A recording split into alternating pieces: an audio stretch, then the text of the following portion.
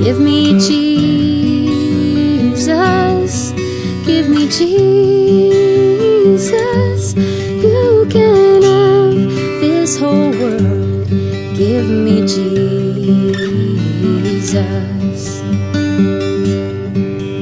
And when I am alone, oh, and when I am alone, and when I am alone, give me Jesus. Give me Jesus. Give me Jesus. You can have this whole world. Give me Jesus.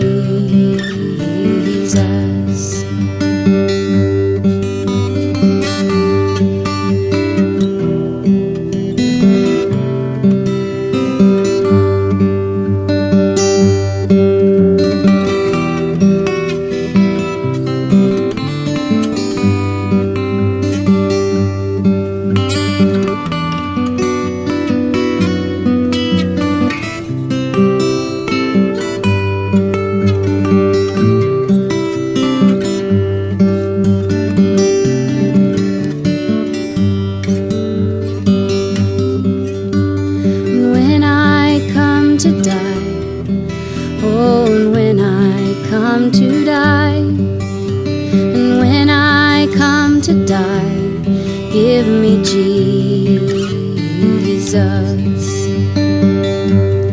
Give me Jesus. Give me Jesus. You can have this whole world. Give me Jesus.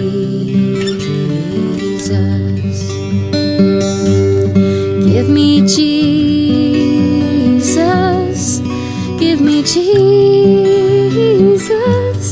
You can have this whole world. Give me Jesus.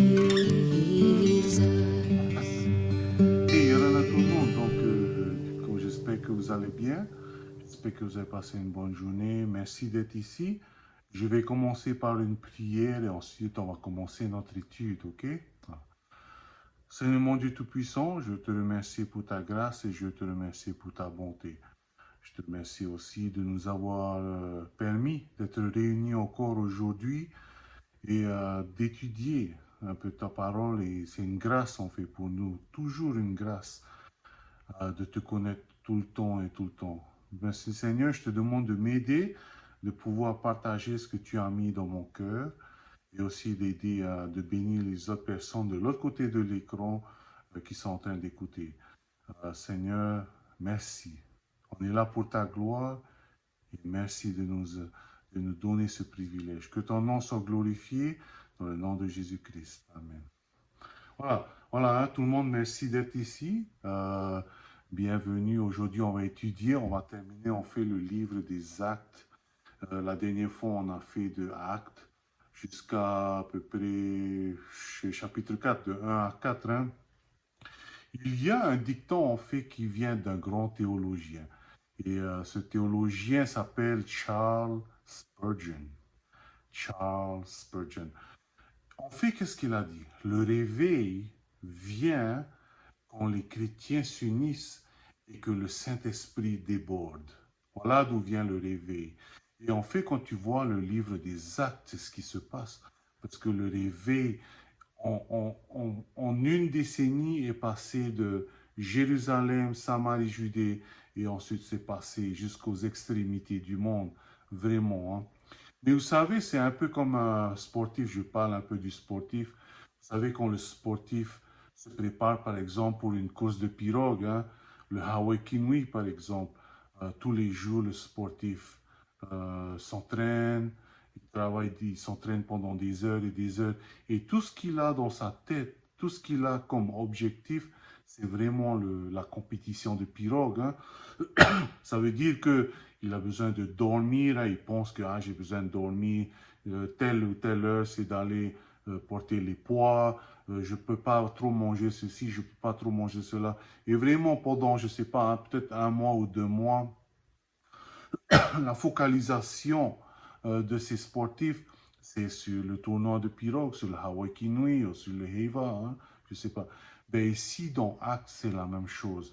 Vous voyez cette focalisation que les sportifs, ils ont en fait, cette focalisation qu'ils ont pour entrer dans le livre des Actes, la focalisation de tous les apôtres était d'apporter l'évangile aux extrémités du monde. Mais plutôt vraiment, c'était Paul qui était un grand instrument. Parce que le grand acteur, l'écrivain du livre des Actes, hein, le grand acteur est vraiment le Saint-Esprit. Les apôtres étaient juste des instruments. Et bien sûr, Pierre, l'apôtre Pierre, était celui qui a emmené l'évangile à Jérusalem, en Israël. Et ensuite, ils ont commencé à aller en Samarie, en Judée. Mais c'est vraiment l'apôtre Paul qui est sorti et qui a eu cette envie, cet appel d'emmener l'évangile plus loin encore. Et cette focalisation de vraiment emmener l'évangile. Donc aujourd'hui, on va vraiment discuter un peu sur Paul, un peu plus sur Paul, hein, sa vie et comment vraiment le Saint-Esprit l'a utilisé durant le livre des Actes des Apôtres. Voilà, hein. C'est Luc qui a écrit les Actes des Apôtres et Paul était l'instrument dont le Saint-Esprit a utilisé. Hein.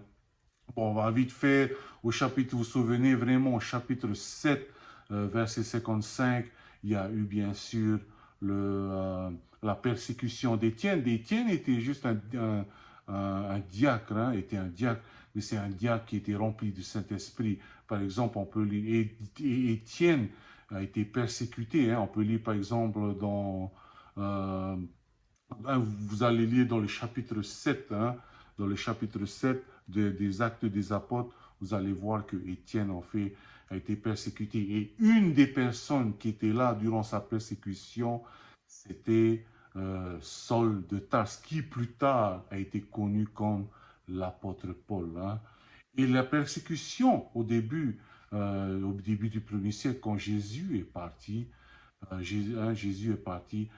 Quand vous lisez bien, parce que Luc a écrit Actes des Apôtres, quand vous lisez bien le premier chapitre, le premier verset, Luc dit, voici les œuvres de Jésus-Christ.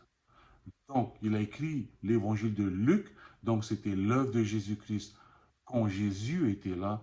Et là, l'acte des apôtres, c'est quand Jésus est parti, mais ce sont toujours ses œuvres. Hein. Voilà. Donc, je vais vous raconter vite fait une histoire parce qu'on n'a pas vraiment beaucoup de temps. Mais cette histoire, vous savez que au début des années 1800 et quelques, jusqu'à peu près en 1940, il y a eu beaucoup d'évangélistes, de missionnaires qui ont été évangélisés en Chine, hein, jusqu'à peu près en 1940 et quelques, quand il y a eu la révolution culturelle en Chine, hein, sous Mao Tse-tung. Et donc, au début de 1800 et quelques, jusqu'en 1940 à peu près, après presque plus de 100 ans d'évangélisation là-bas, ils avaient compté qu'il y avait juste un peu plus de 800 000 chrétiens en Chine. Ensuite, la révolution culturelle est venue. Mao Tse-tung ne voulait plus aucune autre religion venir en Chine. Et là, les missionnaires se sont dit, ce sera peut-être la fin de la chrétienté là-bas en Chine. Hein. Et donc, jusque pendant une décennie, il y a eu une grosse persécution en Chine sur tous les chrétiens. Et n'oubliez pas, de 1800 et quelques jusqu'en 1840, il y a eu une évangélisation et il y avait à peu près 800 000 chrétiens chinois. Hein. Après la révolution culturelle de Mao Tse-tung, les missionnaires sont retournés en Chine Ils sont retournés en Chine et qu'est-ce qu'ils ont découvert? Est-ce qu'ils ont découvert que la chrétienté a cessé en Chine? Au contraire, vous vous souvenez, pendant presque 100 ans, ils ont évangélisé en Chine. Il y a eu à peu près 800 000 chrétiens. Et puis juste durant cette décennie de la persécution, juste durant de 800 000 chrétiens, ils sont passés à peu près à 80 millions de chrétiens. Ce qui veut dire, en fait, c'est un peu comme les actes des apôtres. L'évangile se transmet plus durant la persécution. Par exemple, on voit maintenant en Chine, au Moyen-Orient, là où il y a la persécution, parce que l'évangile apporte de l'espoir. Et là où il y a de la persécution, là, l'évangile, c'est comme un peu le semeur qui sème les graines. Voilà. Là où les graines tombent, les cœurs là-bas sont prêts à recevoir l'évangile et l'évangile grandit. Là où les cœurs sont prêts. Hein. Un des théologiens aussi a dit que en fait, le diable a trouvé un secret pour arrêter l'évangile. Alors, au lieu d'emmener la persécution, pour arrêter l'évangile, le diable a emmené le confort. Le confort en fait arrêter, hein, a commencé à ralentir. Et bien sûr, à la fin des temps, il sera écrit que beaucoup de personnes vont s'éloigner de la foi parce qu'ils seront trop confortables. Pourquoi avoir besoin de Dieu, hein? Voilà. On va commencer à passer sur Actes des Apôtres. Voilà. Hein? Donc, où vraiment on va commencer?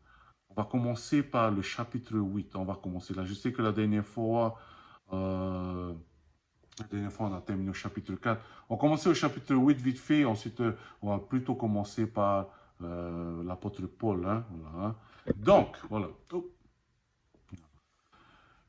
Paul, attendez que je viens. Paul, je prends mes notes. Hein?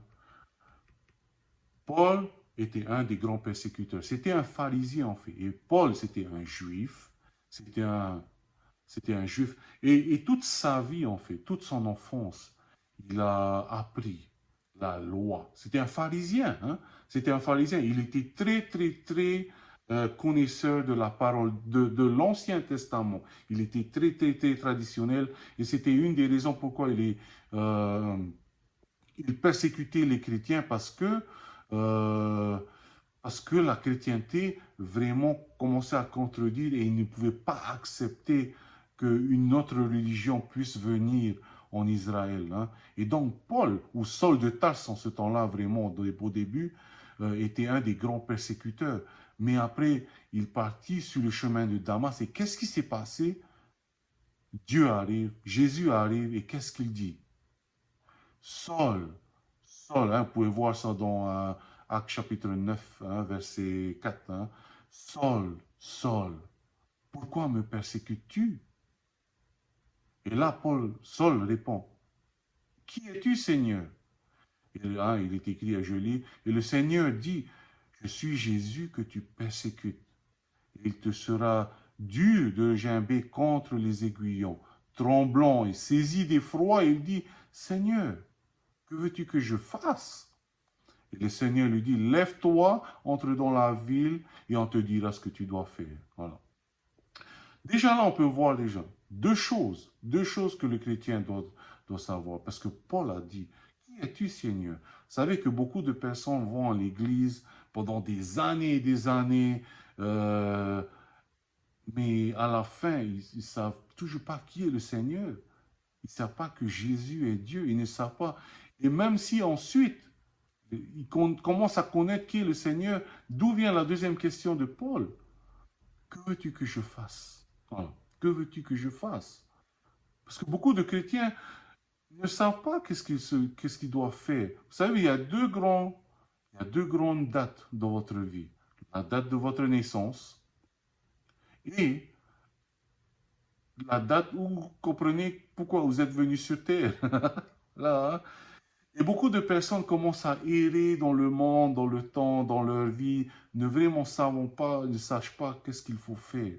C'est un peu comme on a étudié la semaine dernière, Israël qui commence à errer dans le désert pendant des années et finalement, à la fin, ils ne sont jamais entrés dans Canaan.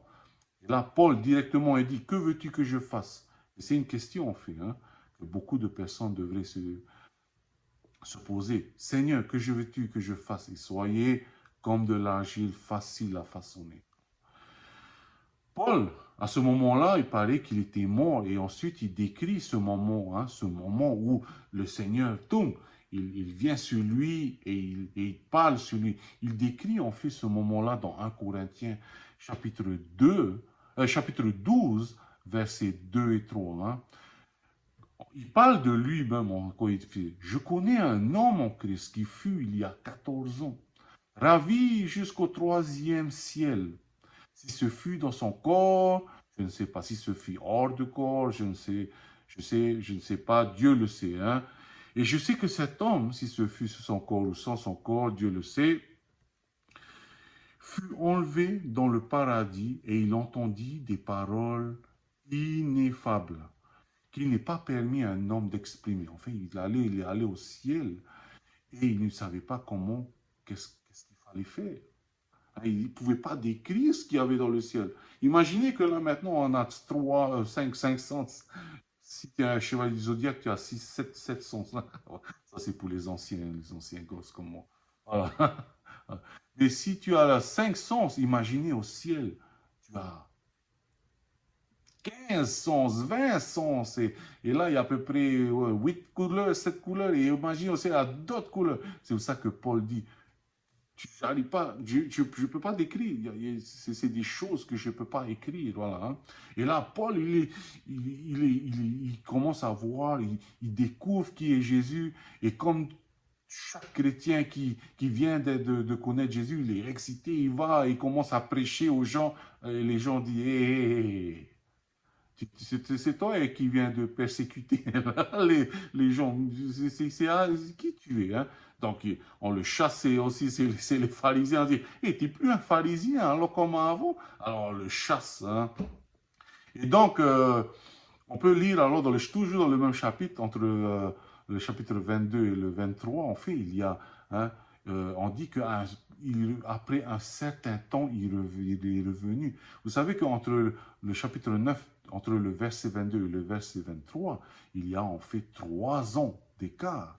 Et ces 3 ans est décrit dans Galates chapitre 1, verset 17. Hein. Je vais lire Galates chapitre 1, verset 17. Je ne montai point à Jérusalem vers ceux qui furent apôtres avant moi, mais je partis pour l'Arabie. Puis je revins encore à Damas. 3 ans plus tard, je montai à Jérusalem pour faire la connaissance de Céphas, hein, Céphas qui est Pierre. Je demeurai 15 jours chez lui. Mais je ne vis aucun autre apôtre, si ce n'est Jacques, le frère du Seigneur. Voilà. Donc, durant ces 3 ans, qu'est-ce que Paul fait? Selon les Écritures du 1er siècle, en fait, Paul est retourné en Arabie, au mont Horeb, et au mont Horeb, c'est là qu'il y a beaucoup aussi de pharisiens. Parce que pourquoi? Parce que c'est au mont Horeb, au mont Sinaï, où la loi est venue. Et donc, il est là, Paul, ainsi, si vraiment ce que les premiers chrétiens ont écrit sur Paul est vrai qu'il est parti au mont Horeb, c'est qu'en fait, il est reparti là-bas, il a commencé à débattre avec les autres sur la loi, il essayait de comprendre vraiment, de faire la connexion entre Jésus et la loi, et au bout de 3 ans, il commence à découvrir, et c'est pour ça qu'il dit, il est revenu. Voilà.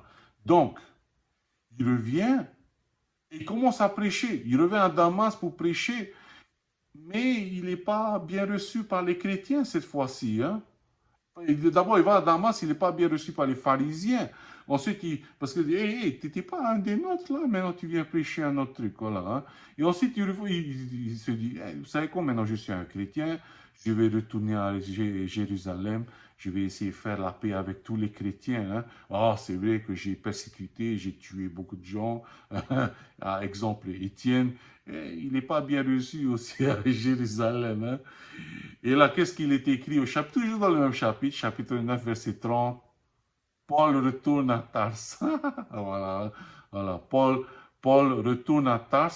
Et durant ce moment, en fait, Paul qui retourne à Tarse, il retourne chez son père, qui est un faiseur de tentes. Et je crois que le temps était entre 5 et 10 ans. Hein, il retourne là-bas. Et vous savez, il y a une personne qui m'avait dit une fois, c'est une personne qui est riche, et c'est aussi un pasteur, hein, il a dit, la chance n'existe pas. La chance n'existe pas. En fait, qu'est-ce qui se passe? La réussite vient quand la préparation et l'opportunité se rencontrent. Paul, durant toute sa vie, a étudié l'Ancien Testament. Ensuite, il est parti en Arabie, sur mon mont Horeb, pour essayer de comprendre vraiment tout cela. Il retourne chez son père et il essaie de tout comprendre. Ça, c'est la préparation. Et Dieu est celui qui donne l'opportunité. La préparation avec l'opportunité, ça fait du succès. Voilà. Et donc, c'est pour cela que les chrétiens ne doivent pas être trop hâtifs quand ils commencent à devenir chrétiens. Et je veux faire, non, non, non, il faut une bonne préparation aussi. Hein. Il ne faut pas, ça y est, je vais changer le monde. Voilà. C'est moi quand j'étais un idiot, quoi. Mais voilà, donc, c'est ce que je me suis dit. Ah, ça y est, là, je suis un chrétien, je vais changer le monde. Et beaucoup de chrétiens se disent ça, mais bon. Mais Dieu a dû préparer. Et quand la préparation rencontre l'opportunité, là donne la réussite.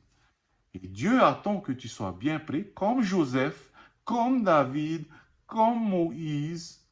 Et ensuite, au bon moment, Dieu va ouvrir la porte de l'opportunité. Mais pendant ce temps-là, il faut avoir confiance en Dieu. Voilà, on va continuer encore là maintenant. Hein? Ah.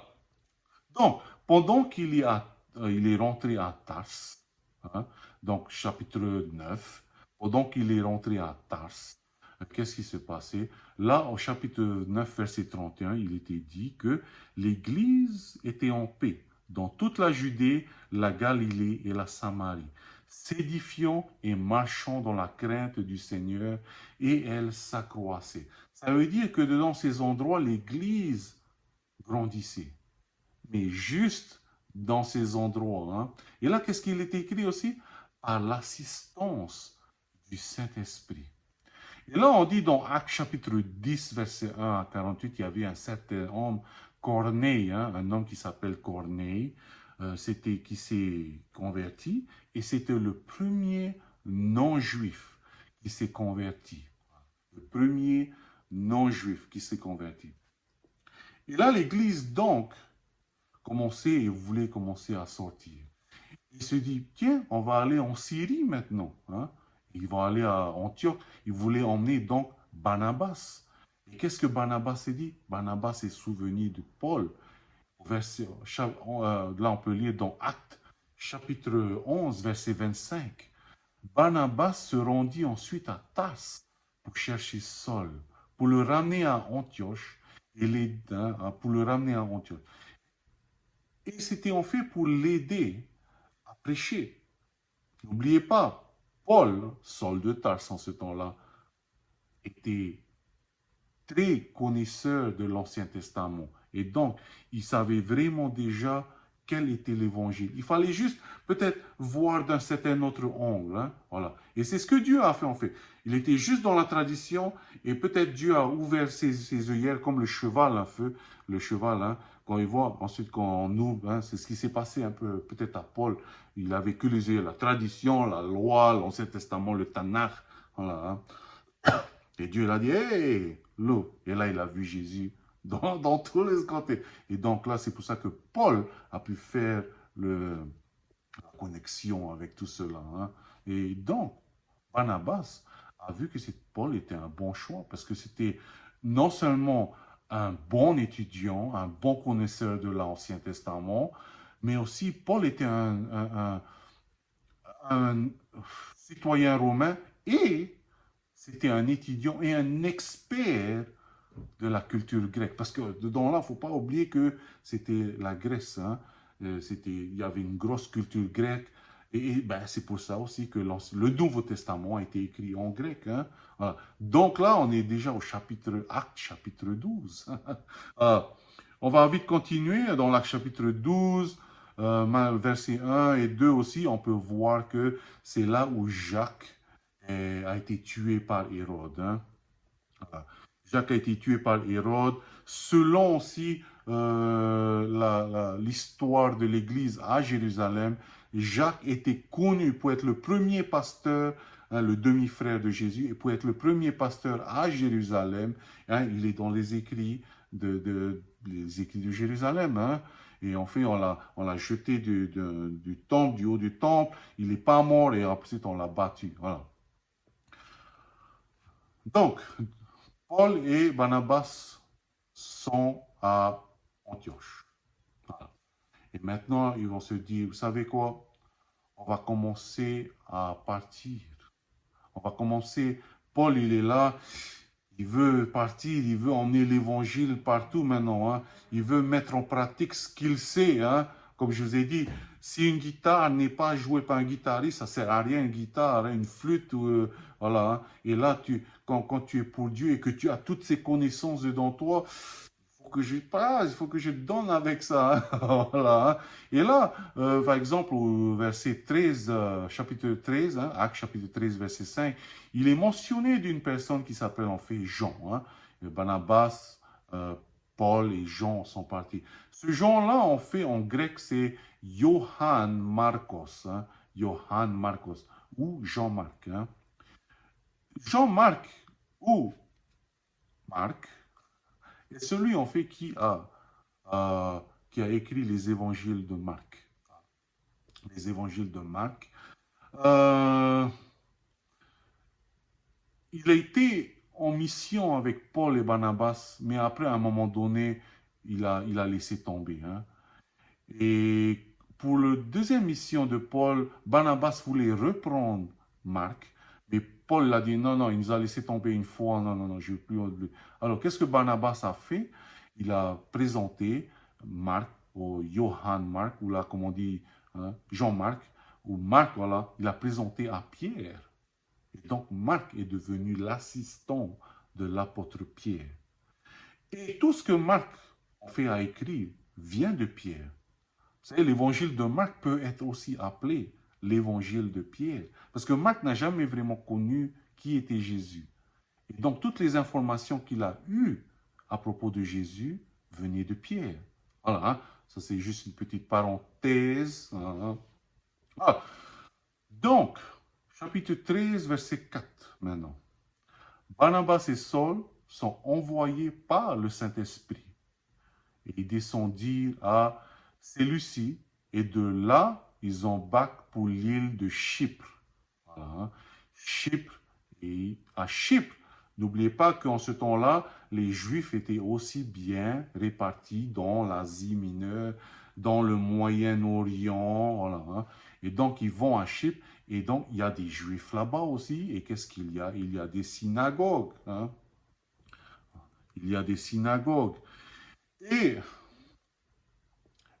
Paul va et commence à prêcher dans les synagogues.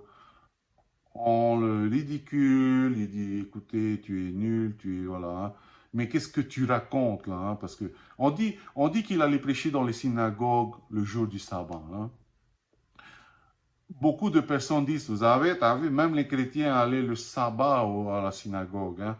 Même les chrétiens allaient, même les premiers chrétiens allaient le sabbat à l'église. Non, non, non, non. Paul et Barnabas allaient le sabbat à la synagogue. Pourquoi? Parce que c'était le seul moment où ils pouvaient avoir tout le monde. Voilà, hein. Le sabbat, parce que c'est le sabbat, ils vont à la synagogue. Ils vont pas aller le jeudi, il n'y a personne. Ils vont pas aller le dimanche, il n'y a personne. Alors vraiment, si tu veux prêcher pour les Juifs, il faut aller le sabbat à la synagogue. Hein. Voilà, c'est juste pour cela que je dis. Et donc, ils arrivent donc à Chypre. Hein. Et à Chypre, c'est la région, en fait, Chypre est dans une région qui s'appelle aussi Pathos. Hein. Et là, il y a plein de magiciens. Il y a plein de magiciens. Et il y avait un magicien qui voulait, il s'appelle Élymas. Et donc, qu'est-ce qui s'est passé? Paul a genre maudit. Il a dit, tu vas rester aveugle. Et quand il a fait cela, il y a eu une personne, un proconsul qui s'appelle, et il a commencé à croire. Et finalement, qu'est-ce qui s'est passé? Il s'est converti, hein, et il voulait entendre plus encore de ça. Et Paul a commencé à prêcher à cette personne de l'histoire d'Israël qui allait dans le désert et qui allait à Canaan et jusqu'à Jésus. Voilà. Et c'est pour cela qu'il s'est converti. Oh là là, j'ai pas beaucoup de temps là. Hein. Voilà. Bon, vite fait, vite fait, vite fait. Voilà. Au chapitre 14 déjà, là on est au chapitre 14. Voilà. Ils arrivent à Antioche. Hein, Antioche. Il y a deux Antioches en fait. Hein. Il y a un Antioche en Syrie, là où Barnabas a été chercher Paul, et ils sont venus, il y a Antioche. Mais il y a encore un autre Antioche qui s'appelle Antioche, c'est une autre ville dans l'Asie mineure qu'on appelle en fait maintenant euh, la Turquie. Voilà, la Turquie. Hein. Et il va prêcher là-bas et il se fait ridiculiser aussi hein, parce qu'il parle de la résurrection. Et Paul, qu'est-ce qu'il dit? Vous savez, à force de faire ça, votre sang va tomber sur vous. Et maintenant, vous savez quoi? Je ne veux plus prêcher aux Juifs. Je vais commencer à prêcher pour les non-Juifs maintenant. Je vais commencer à prêcher pour les non-Juifs. Et c'est de là, en fait, que Paul, que l'évangile a commencé à aller chez les païens. Nous, hein, nous ne sommes pas juifs. Et c'est de là, en fait, où l'évangile part chez les païens. Voilà. Ils arrivent dans un endroit aussi qui s'appelle, je vais vite aller, hein, il me reste que 5 minutes, 7 minutes. Voilà.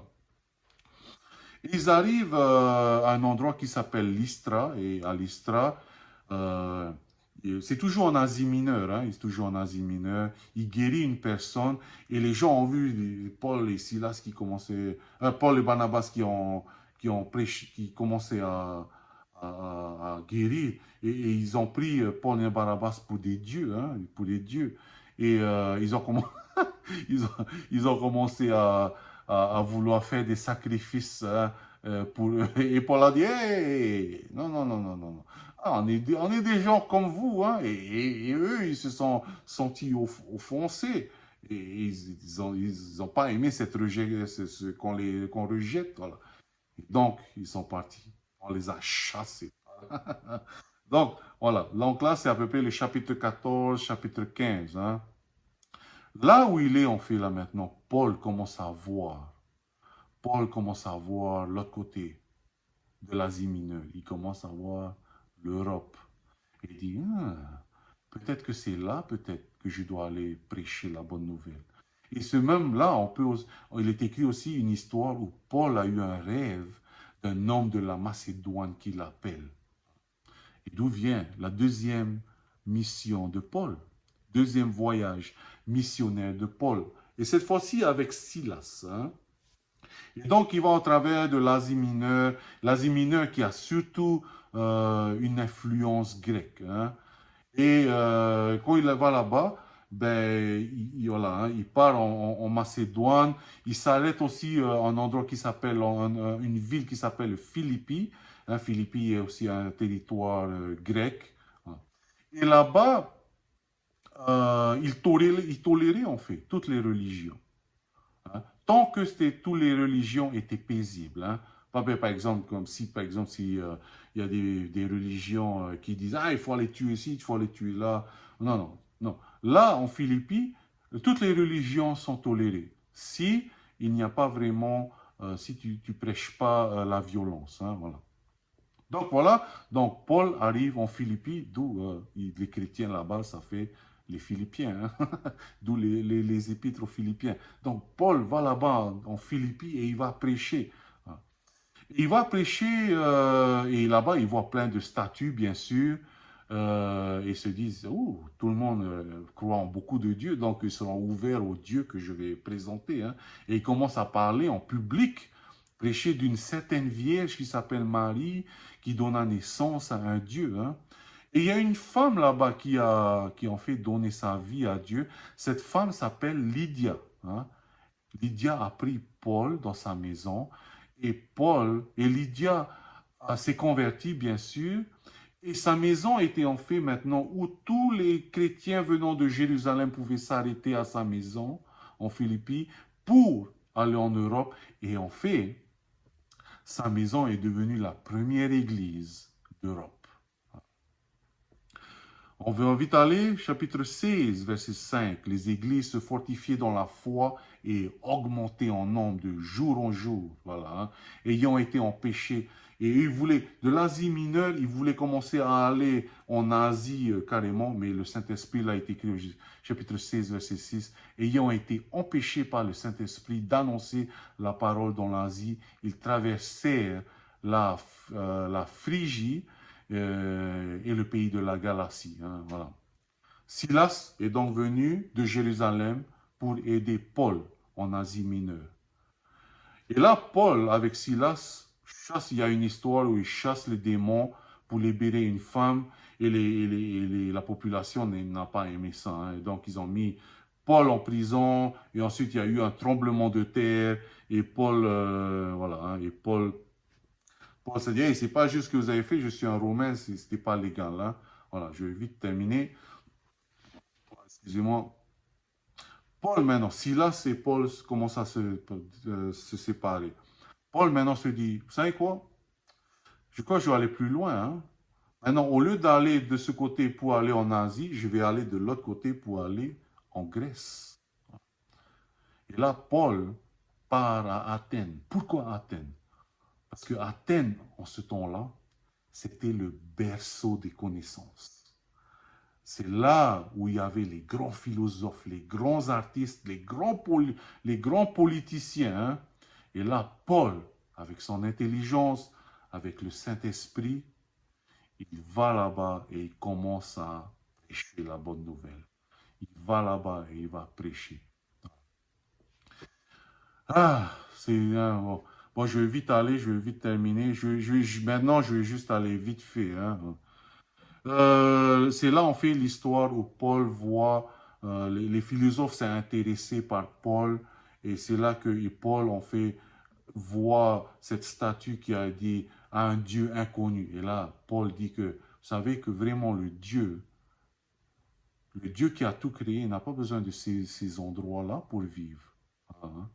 Donc, il dit que, hein, il prêche donc un autre Dieu, et le Dieu qui est venu et qui est ressuscité.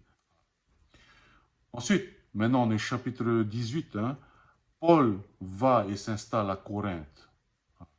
Paul va à Corinthe.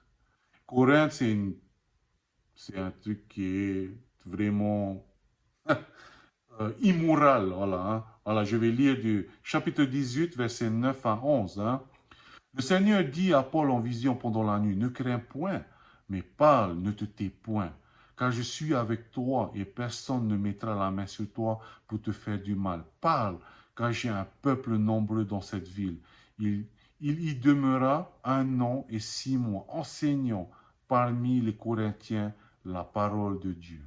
Voilà. Et là, Paul, à Corinthe, quand il est en Corinthe, qu'est-ce qui se passe?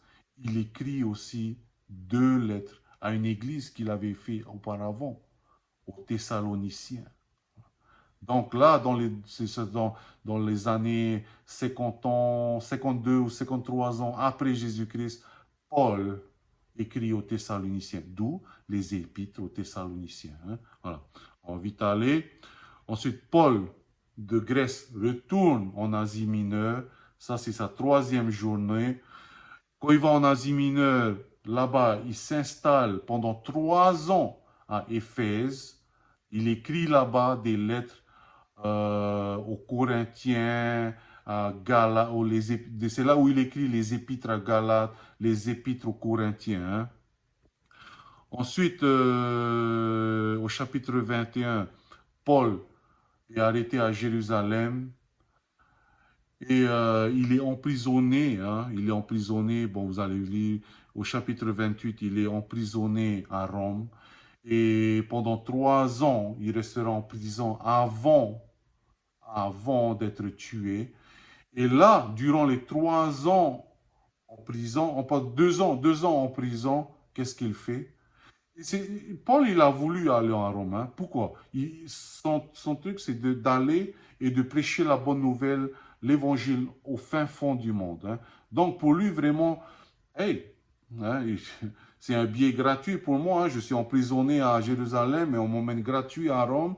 Et à un moment donné, je sais même qu'il a voulu le relâcher. Il a dit, non, non, non, non, ne me relâche pas, je veux aller à Rome. Pourquoi? Il voulait prêcher devant César. Voilà. Et vraiment, c'était son objectif. Et là, à Rome, il reste en prison pendant à peu près 2 ans. Et c'est là, en prison, qu'il écrit les livres, les épîtres aux Éphésiens, aux Philippiens, aux Colossiens et à Philémon. Hein. Voilà.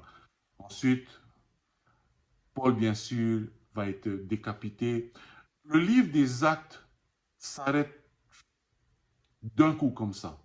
Le livre des Actes s'arrête d'un coup comme ça. Pourquoi? Hein? C'est drôle. Il n'y a pas vraiment C'est comme si un livre, on a coupé presque à la fin. Où est la fin? Hein? N'oubliez pas que l'auteur, c'est le Saint-Esprit. Hein? Pourquoi on fait? Pense que les actes, ça s'arrête là, juste maintenant. Parce que les prochains chapitres qui doivent être écrits dans les actes des apôtres, c'est toi et c'est moi qui dois les écrire. Tu as le Saint-Esprit, j'ai le Saint-Esprit. Maintenant qu'on a cette vision, maintenant qu'on a cette pensée, on doit être focalisé sur le Saint-Esprit, on doit être focalisé sur répondre la parole de Dieu. Quel chapitre toi tu vas écrire? Quel chapitre moi je vais écrire? Voilà. Hein. Voilà un peu le livre des Actes des Apôtres. C'est l'histoire, en fait, une grande partie d'histoire de Paul qui avait une passion brûlée par le Saint-Esprit et qui était l'instrument du Saint-Esprit. Voilà. Hein. Je vais terminer par une prière et n'oubliez pas, au travail, partout où vous voulez, là commence la mission. Hein. Seigneur mon Dieu Tout-Puissant, je te remercie pour ta grâce, je te remercie pour ta parole, je te remercie d'avoir utilisé des gens comme Paul, comme Silas, comme Barnabas, comme Pierre, comme Jean. Merci Seigneur. Notre prière maintenant est que tu puisses agir en nous aussi comme cela. Ah, nous voulons être ton instrument. À part cela, Seigneur, je te demande de bénir le reste de cette soirée et de bénir cette semaine qui vient. Dis-nous, que dois-je faire comme Paul a dit?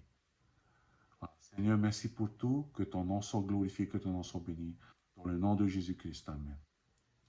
Que Dieu vous bénisse.